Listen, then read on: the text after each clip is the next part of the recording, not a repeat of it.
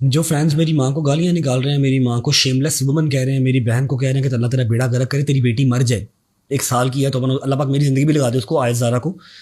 जो fans, specifically fans की बात कर रहा हूँ, जो फैंस यहाँ पर गालियाँ निकालते हैं ना कमेंट्स में आके, मेरी बहन की पोस्ट के नीचे, मेरी पोस्ट के नीचे, वही फैंस,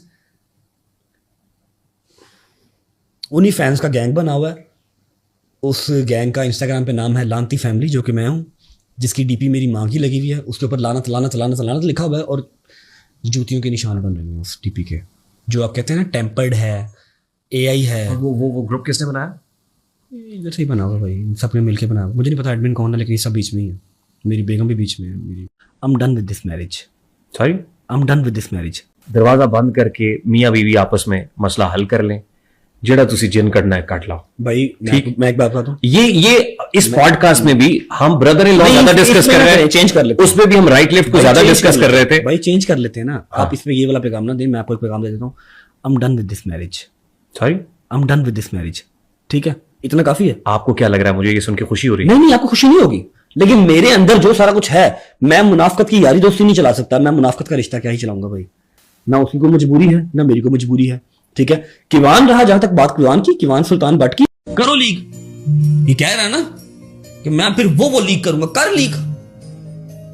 ये सिर्फ अल्लाह का शुक्र अदा करे कि मैं इसके सामने नहीं आया। मैं इसकी जुबान इसकी हलक से खींचता, जो लफ्ज़ से मेरी माँ के लिए यूज़ किया ना, नहीद आ रही है।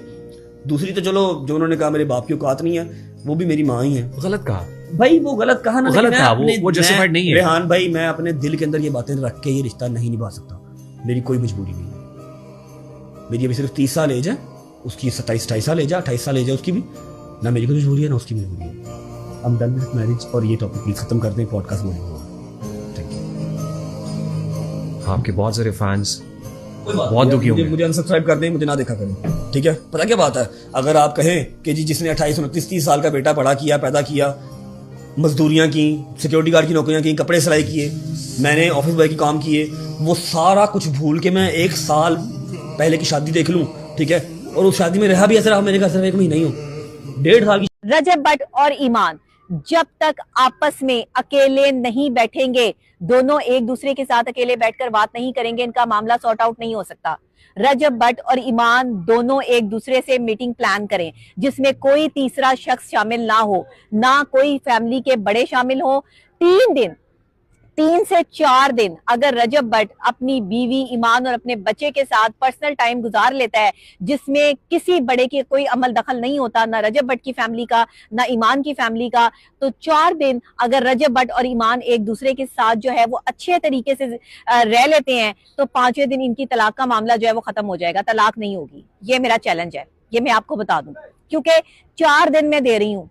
4 दिन अगर रजब भट्ट ने इज्जत और प्यार के साथ अपनी बीवी को दे दिए, जो उसने आज तक नहीं दिए, तो 5वें दिन तलाक नहीं होगी। और दूसरी बात, रजब भट्ट क्योंकि अपने वालिदैन के बहुत ज्यादा करीब है, हर बेटा ही होता है, मम्माज बॉय जो होते हैं वो वैसे ही असल हकाइक बयान करने हैं, उसने असल रिपोर्टिंग करनी है, उसने आगाह रखना है अपनी आवाम को कि क्या हो रहा है, सच्चाई क्या है। लेकिन यहाँ पे रिपोर्टिंग माजरत के साथ ये हो रही है कि लोगों के घर खराब किए जा रहे हैं।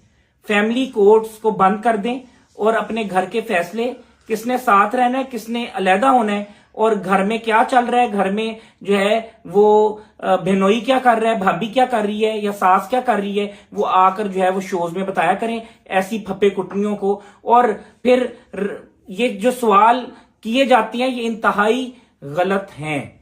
ये कोई सहाफत नहीं है, ये रिपोर्टिंग नहीं है, ये जर्नलिज्म नहीं है। तो माजरत के साथ जो है वो आपको जर्नलिज्म करना चाहिए।